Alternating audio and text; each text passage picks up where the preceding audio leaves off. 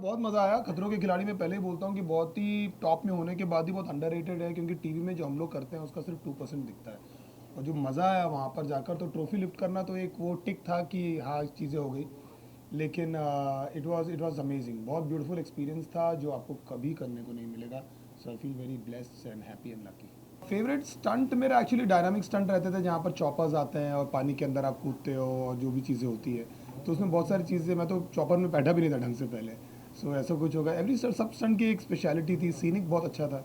But chopper stunt और water stunt actually बहुत बहुत बहुत एक्साइटिंग था। नहीं, बहुत ही चैलेंजिंग था यार। आपको लगता है टीवी में देखकर, जैसे मैंने पहले बोला, आपको समझ में नहीं आता है वहाँ पर जाकर कि क्या होने वाला है।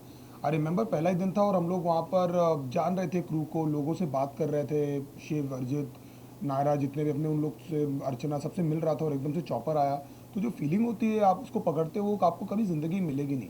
अब राइड में भी बैठते हो तो आप पैसे देकर बैठते हो, आप उसको रुकवा सकते हो, कुछ कर सकते हो। तो यहाँ पर कैमरा है, रोहित सर सामने है, सब देख रहे हैं, आपकी इमेज है। तो इतनी सारी चीज़ें आपके दिमाग में चल रही होती है, तो आप एक अलग ही एक चीज़ है।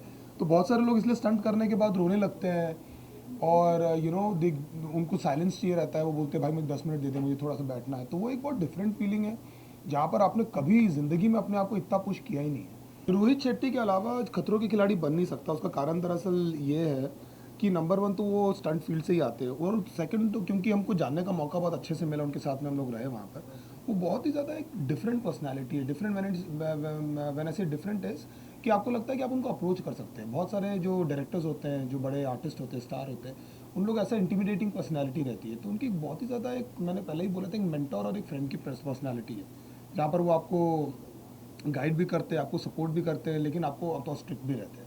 और एक एक वाइब है जहाँ पर आपको ऐसा लगता है कि अ मेंटोर, एक बड़े भाई का एक बहुत फ्रेंडली, एक बहुत ही प्यारा सा कुछ है उनमें। जो ना ही कहीं मुझे एक ऐसा लालच है कि मेरे को कभी उनके साथ काम करना है, ना ही मैं ये सब कुछ रखता हूँ अपने दिल में। वो जो होगा होगा, वो तो उन्होंने बोला भी था। लेकिन उसके अलावा उनकी पर्सनैलिटी इतनी अच्छी है कि ऐसा लगता है कि बहुत बहुत रिस्पेक्ट निकलता है अंदर से। It's not about any work related thing. It's just his aura. It's very friendly and you want him in the room. यही यही मैं बोल रहा हूँ एक्चुअली, मैं वही बता रहा हूँ जी। ट्रॉफी उठाते हैं तो आपका सिर्फ एक ट्रॉफी नहीं होता है, और कुछ वो नहीं होता है कि आप कहाँ से आ रहे हो, और ज़िंदगी कितनी चेंज हो जाती है एकदम से। मतलब that I was just telling somebody that there was no money to pay rent, there was nothing. वहाँ से लेकर यहाँ पर, तो it makes you very humble. You know कि आप बहुत हम्बल फील करते हो कि यार, कि क्या है, मतलब कुछ तो भी हो रहा है। तो केप टाउन में भी बहुत होता था मेरे साथ कि मैं ऐसे आता तो मैं सुबह निकल के, जब लोग सेट पे पहुंचते थे तो हम लोग को स्टंट देखना अलाउड नहीं था। तो बिल्कुल स्ट्रिक्ट चलता है, कुछ भी रिक नहीं होता, कुछ कुछ कुछ ना आप देखने देते हैं, ना कुछ करने देते हैं। अगर कहीं जा रहे हैं तो आंखों में पट्टी बांधते हैं। मेरे को लग रहा था टाइम पास वो करेंगे लोग, ऐसा कुछ नहीं है भाई। उन लोग कुछ कुछ देखने नहीं देते। तो पर्वत और को देखता देखते बड़े बड़े वहाँ पर थे। तो ऐसा लगता था कि यार हम लोग बहुत छोटे हैं, और हम बहुत छोटे काम कर रहे हैं ज़िंदगी में। मतलब बहुत ही छोटे हैं। तो वो फीलिंग हमेशा मुझे बहुत हम्बल रखती थी वहाँ पर, क्योंकि वहाँ पर सीनिक बहुत था।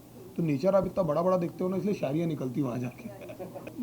मैं आई डोंट थिंक कि मैं कर पाऊँगा, क्योंकि मतलब सब लोग करना चाहते हैं, लेकिन मुझे लगता नहीं मैं वैसा बना हूँ। मेरे को मैं कर नहीं पाऊँ। That's not my show I think. जब खतरों की बात हुई थी तो जितने लोग मेरे को जानते हैं, मेरे दोस्त यार, सब लोगों ने बोला भाई ये तेरा शो है, क्योंकि मैं हूँ। गांव में रहा हूँ, पेड़ों पे चढ़ा हूँ, क्या क्या किया है। डैड के यहाँ पर जाते थे तो मैं आंख बंद करता था, मुझे तो बचपन याद आता था। यू नो तो क्या, वहाँ एक पेड़ था और मॉम बोलती थी कि उसमें मत चढ़ा कर। मैं कितनी बार गिरा हूँ वहाँ से। तो वो सब मुझे लगता था कि यार, और बीच में लगता है तो कर लूँगा मैं।